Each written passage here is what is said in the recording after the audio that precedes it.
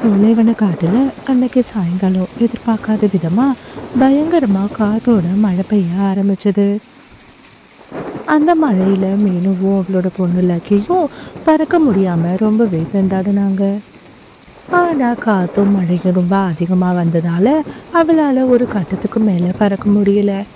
ரொம்ப கடுமையா காத்து வீசினதால ரெண்டு பறவைங்களும் நில தடுமாறி அங்கேயும் இங்கேயும் பறந்தாங்க. மீனுக்குருவி ஒரு மரத்துல மோதி அந்த இடத்துலயே கீழே விழுந்தா. லக்கி ரொம்ப தூரம் காத்தோட விசையிலேயே பறந்து போனா. லக்கி காத்துல பறந்து போறத பார்த்து மீனும் ரொம்பவே அழ ஆரம்பிச்சா. ஐயோ, என்னோட குழந்தை! இப்படி அநியாயமா என்னோட குழந்தைய நான் பறி கொடுத்துட்டேனே! கடவுளே, எப்படியாச்சும் என் குழந்தைய என்கிட்ட கொண்டுட்டு வந்து சேர்த்துரு. மீனும் அழுதுட்டு இருக்கிற சத்தம் அந்த பக்கமா போன மிட்டுவோட காதுல கேட்டுச்சு. என்னாச்சு மீனு, ஏன் இங்க உட்காந்து அழற? மிட்டு, என்னோட குழந்தைய இந்த காத்து எங்கேயோ தூக்கிட்டு போய் வீசிடுச்சு. நீ ஒன்றும் கவலைப்படாத, வா, நாம ரெண்டு பேரும் சுத்தி இருக்கிற இடத்துல எல்லாம் லக்கி இருக்காளான்னு தேடி பார்க்கலாம். பிறகு மீனுவும் மிட்டுவும் ஒன்னா சேர்ந்து காட்டுக்குள்ள லக்கிய தேடி பறக்க ஆரம்பிச்சாங்க.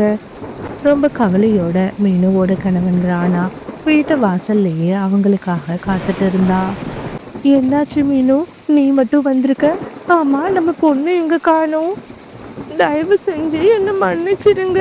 காத்து ரொம்ப அதிகமா வீசினதால நான் அங்கேயே நிலை தடுமாறி கீழே விழுந்துட்டேன். ஆனா லக்கிய அந்த காத்து ரொம்ப தூரத்துக்கு இழுத்துட்டு போச்சு. அவ எங்க மாட்டிக்கிட்டே இருக்கானே தெரியல. நான் தான் உன்னை போகும்போதே சொன்னல, மழை வரா மாதிரி இருக்கு, சீக்கிரமா திரும்பி வந்துருங்கன்னு.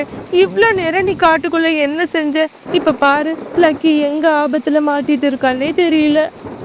காத்து லக்கியை இழுத்துட்டு போய் அங்க இருக்கிற ஒரு குகையோட வாசல்ல போட்டுச்சு. மயக்கத்துல இருந்த லக்கி இப்போ கண்ணு வச்சு பார்த்தா. அம்மா, அம்மா, ஐயோ கடவுளே, நான் இப்ப எங்க இருக்கேன்னு தெரியலையே. அம்மா, எப்படியாச்சும் என்ன காப்பாத்தீங்கம்மா, எனக்கு ரொம்ப பயமா இருக்கு. லக்கி அழற சத்தம் அந்த குகைக்குள்ள இருக்கிற பூனைக்கும் கேட்டுச்சு. யார் இது? இந்த நேரத்துல யார் இங்க வந்திருப்பாங்க? என்ன இது, நம்ம குகை வாசல்ல யாரோ அழற சத்தம் கேக்குது அப்படின்னு யோசிச்ச பூனை பிறகு குகையிலிருந்து வெளியில வந்தது. என்னாச்சு பறவையே, எதுக்காக இங்க உட்கார்ந்து அழற? பூனையே, நானும் எங்க அம்மாவும் காட்டுக்கு உணவு தேடி வந்தோம். ஆனா அந்த காத்தோட திசையில நான் வழி தவறி இங்க வந்து விழுந்துட்டேன். எங்க அம்மா எங்க போனாங்கன்னே தெரியல. எனக்கு ரொம்ப பயமா இருக்கு பூனை. லக்கி அழறத பார்த்து பரிதாபப்பட்ட பூனை பிறகு அவளை சமாதானப்படுத்தி அந்த குகைக்குள்ள கூட்டிட்டு வந்துச்சு. மழையில நெனைஞ்சி ரொம்பவே குளிரில நடுங்கிட்டு இருந்த லக்கிக்கு இதமா அது நெருப்பு மூட்டி அவளை குளிர்காய வச்சுச்சு. பிறகு பூனை தாங்கிட்டே இருந்த ஒரு ஆப்பிள் பழத்தையும் கொடுத்தது. பசியோட இருந்த லக்கி அந்த ஆப்பிள் பழத்தை சாப்பிட்டா. பிறகு லக்கிய அதுகிட்ட இருக்கிற பாயில படுத்து தூங்க சொன்னுச்சு. அவளும் ரொம்ப களைப்பா இருக்கதால நல்லா படுத்து தூங்குனா. அவ தூங்குறத பார்த்து பூனை ரொம்பவே பாவப்பட்டுச்சு. பாவம், எவ்வளவு பாவமா தூங்குறா, தன்னோட அம்மாவுக்காக ரொம்ப ஏங்குறா. எப்படியாச்சும் இவளை காலையில நாம இவ அம்மா கிட்ட சேர்த்துடணும். பிறகு மறுநாள் காலையில பொழுதும் விடிஞ்சது. குழந்தையே, உன்னோட வீடு எங்க இருக்குன்னு சொல்லு, நான் உன்னை அங்க கொண்டு போய் விட்டுடுறேன். இல்ல பூனையே, எனக்கு எங்களோட வீடு எங்க இருக்குன்னு தெரியாது. சரிடா தங்கம், நீ ஒன்னும் கவலைப்படாத. கண்டிப்பா இந்த காட்டுல தான் உன்னோட வீடு இருக்கும். நாம காட்டுக்குள்ள போய் தேடி பார்க்கலாம். பிறகு அந்த பூனை லக்கிய தன்னோட முதுகுல சுமந்துக்கிட்டு காட்டுக்குள்ள நடந்து போனுச்சு. கொஞ்ச தூரம் போனதுக்கு அப்புறமா லக்கிய தூரத்துல இருக்கிற மெட்டு கிளி பார்த்தா. என்ன, லக்கி மாதிரி தெரியுது, ஆனா இது என்ன பூனை கூட வர்றா? அப்படின்னு யோசிச்ச மெட்டு பிறகு அங்கிருந்து லக்கி பக்கத்துல வந்தது. லக்கி, நீ என்னம்மா இந்த பூனை கூட வர்ற? மிட்டு இப்படி கேட்டதும் பூனை நடந்த எல்லா விஷயத்தையும் சொன்னது. இதை கேட்டு மிட்டு ரொம்பவே சந்தோஷப்பட்டா. சரி, 2 பேரும் வாங்க. நான் உங்கள மீனுவோட வீட்டுக்கு கூட்டிட்டு போறேன். இப்பதான் மீனுவும் ராணாவும் காடு முழுக்க தேடிட்டு அசந்து போய் வீட்டுக்கு போனாங்க. பிறகு அவங்கள கூப்பிட்டுட்டு மீனுவோட வீட்டுக்கு வந்துச்சு. தன்னோட குழந்தைய பார்த்த மீனுவும் ராணாவும் ரொம்பவே சந்தோஷப்பட்டாங்க. ரொம்ப நன்றி பூனையே. உன்னை நான் இத்தனை நாளா தப்பா நினைச்சிட்டு இருந்தேன். பூனைங்க எல்லாரும் மாமிசத்தை சாப்பிடுவாங்கன்னு. ஆனா நீ ரொம்பவே நல்லவ. என்னோட குழந்தைய காப்பாத்தி கொடுத்துட்ட. இந்த உதவிய நான் எப்பவுமே மறக்க மாட்டேன். சரி தங்கம், அப்படின்னா நான் போயிட்டு வரேன். இனிமே மழை வரும்போது நீ எங்கேயும் வெளியிலலாம் வரக்கூடாது, சரியா? என்னோட அம்மா கிட்ட என்ன பத்திரமா கொண்டுட்டு வந்து சேர்த்துட்டீங்க. கண்டிப்பா நான் உங்களை எப்பவுமே மறக்க மாட்டேன். இன்னையில இருந்து நீங்களும் எனக்கு ஒரு அம்மா மாதிரி தான். அப்படின்னு சொல்லி லக்கி பூனைய கட்டிப்பிடிச்சா. பூனையோட இந்த தாயுள்ளத்தை பார்த்து அந்த பறவைங்க எல்லாரும் ரொம்பவே நெகிழ்ந்து போய் நின்னாங்க. இந்த மாதிரி நிறைய ஸ்டோரிஸை பார்க்க மறக்காம நம்மளோட சிட்டு பேர்ட் ஸ்டோரிஸ் சேனலை சப்ஸ்கிரைப் பண்ணுங்க. மீனு, சீக்கிரமா போகணும் மீனு. வீட்டுக்கு விருந்தாளிங்க வரதா சொல்லிருக்காங்க. நாம இப்ப உணவு தேடி போனாதான் இருட்டுறதுக்குள்ள வீடு வந்து சேர முடியும். சரி மிட்டு, கொஞ்ச நேரம் பொறு. நான் இந்த முட்டைகளை மட்டும் இலைய போட்டு மூடி வச்சுட்டு வரேன்.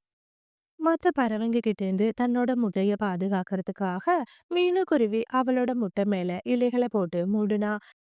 பிறகு 2 பேரும் சேர்ந்து உணவை தேடி பறக்க ஆரம்பிச்சாங்க. காட்டோட எல்லை பகுதிக்கு வந்தாங்க. அங்க இருக்கிற பழமரங்கள்ல இருந்து பழங்களை பறிக்க தொடங்குனாங்க. பறவைங்க 2 பேரும் பழங்களை பறிச்சுட்டு இருக்கும் போதே கருமேகங்கள் சூழ ஆரம்பிச்சது. மிட்டு, மழை வரா மாதிரி இருக்கு. வா, நம்ம சீக்கிரமா வீட்டுக்கு போயிடலாம். மீனு, நீ வேணும்னா வீட்டுக்கு போ. எனக்கு கொஞ்சம் சோள பயிர்களை பறிக்கணும். விருந்தாளிங்க வராங்கன்னு சொன்னல, அவங்களுக்கு நான் விருந்து சமைச்சு போடணும். நான் போயிட்டு சோள கதிர்களை பறிச்சுட்டு வரேன். சரி மிட்டு, அப்படின்னா நீ இருந்து சோள பயிர்களை பறிச்சுட்டு வா. நான் வேகமா வீட்டுக்கு போறேன். பிறகு மீனுக்குருவி அங்கிருந்து தன்னோட வீட்டை நோக்கி பறக்க ஆரம்பிச்சா.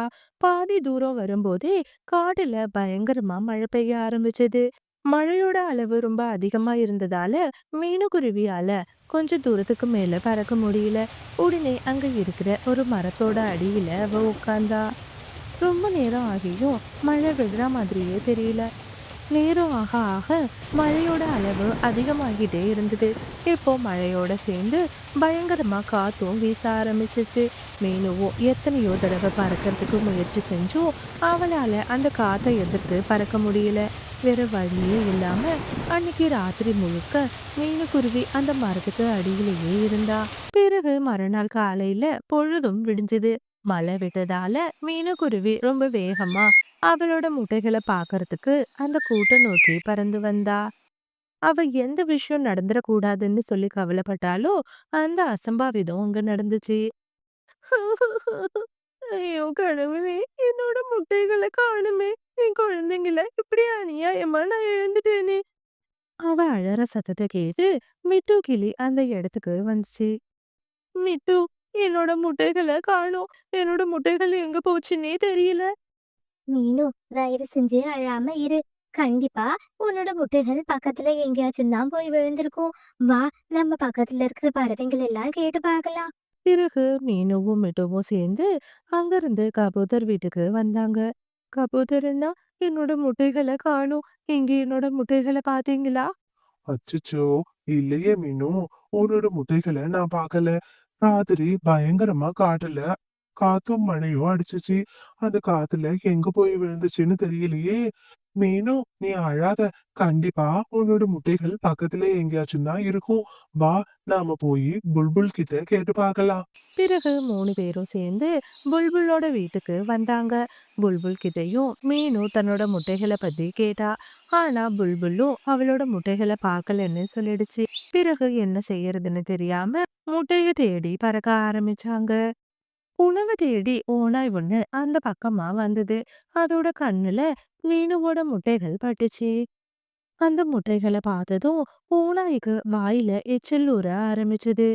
மீனுக்குருவியும் தன்னோட முட்டைகளை தேடி காடு மொத்தமும் அலைஞ்சிட்டு இருந்தா. கொஞ்ச நேரத்துக்கு அப்புறமா பறவைங்க எல்லாரும் சேர்ந்து மீனுவுக்கு ஆறுதல் சொன்னாங்க. மீனு, நம்மளும் காடு முழுக்க தேடிட்டோம். இதுக்கு மேல உன்னோட முட்டை கிடைக்கிறதுக்கு வாய்ப்பே இல்ல. நீ மனச தைரியப்படுத்திக்கோ மீனு. இல்ல கபூதர் அண்ணா. கண்டிப்பா எனக்கு நம்பிக்கை இல்ல கபூதர் அண்ணா. என்னால என்னோட குழந்தைங்க இல்லாம வீட்டுக்கு வர முடியாது.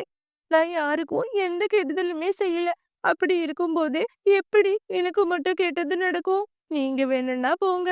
என்ன ஆனாலும் சரி, என்னோட முட்டைகள எடுக்காம நான் இந்த காட்ட விட்டு வரமாட்டேன். என்னடா ரொம்ப நாளா பழங்களையே சாப்பிடுறோமேன்னு நினைச்சோம். நல்ல வேளை இன்னைக்கு கடவுள் நமக்கு இந்த முட்டைய கொடுத்திருக்காரு. ஆனா இந்த முட்டைய நாம இப்படியே சும்மா சாப்பிட்டா அந்த அளவுக்கு சுவையா இருக்காது. இதுல கொஞ்சம் வெங்காயத்தையும் பச்சை மிளகாவையும் போட்டு சாப்பிட்டோம்னா நல்ல சுவையா இருக்கும். சரி, இது இங்கேயே இருக்கட்டும். நாம போய் வெங்காயத்தையும் மிளகாவையும் எடுத்துட்டு வரலாம். அப்படின்னு யோசிச்ச ஓனாய் வீட்ல இருந்து வெளியில போணுச்சு. பிறகு மீனுக்குருவி அந்த வீட்டுக்கு வந்தா. அங்க அவளோட முட்டைகள் இருக்கிறத பார்த்து ரொம்பவே சந்தோஷம். பிறகு அந்த முட்டைகளை எடுத்துக்கிட்டு சந்தோஷமா தன் நண்பர்கள் கிட்ட போனா. மிட்டு, இங்க பாரு, என்னோட முட்டை அந்த ஓநாயோட வீட்ல தான் இருந்தது. நான் அதை எடுத்துட்டு வந்துட்டேன். கபுதரண்ணா, நான் சொன்னேன்ல, எனக்கு என்னோட முட்டை கிடைச்சிரும்னு. பாருங்க, என்னோட குழந்தைங்க எனக்கு திரும்பவும் கிடைச்சிட்டாங்க. ஆமா மீனு, உண்மையாலுமே நீ ரொம்ப அதிர்ஷ்டசாலிதான். விடாமுயற்சியால உன்னோட குழந்தைங்களை நீ காப்பாத்திட்ட. உன்னோட விடாமுயற்சியும் நம்பிக்கையும் தான் உன்னோட குழந்தைங்களை திரும்பவும் உனக்கு கொடுத்திருக்கு. ஓநாயோ வெங்காயத்தையும் மிளகாவையும் எடுத்துட்டு மறுபடியும் அதோட வீட்டுக்கு வந்துச்சு. என்ன இது, இங்க இருந்த முட்டைய காணோம். அட கடவுளே, இப்படி கைக்கு எட்டது வாய்க்கு எட்டாம போயிடுச்சு. இந்த கதையிலிருந்து நாம தெரிஞ்சுக்க வேண்டியது, பறவைகளா இருந்தாலும் சரி, மனிதர்களா இருந்தாலும் சரி, தாய்மைன்னு ஒரு உணர்வு எல்லாருக்கும் பொதுவானது தான். ஒரு தாயால தன்னோட குழந்தைங்களோட உயிரை காப்பாத்துறதுக்கு எந்த எல்லைக்கும் போய் போராட முடியும்.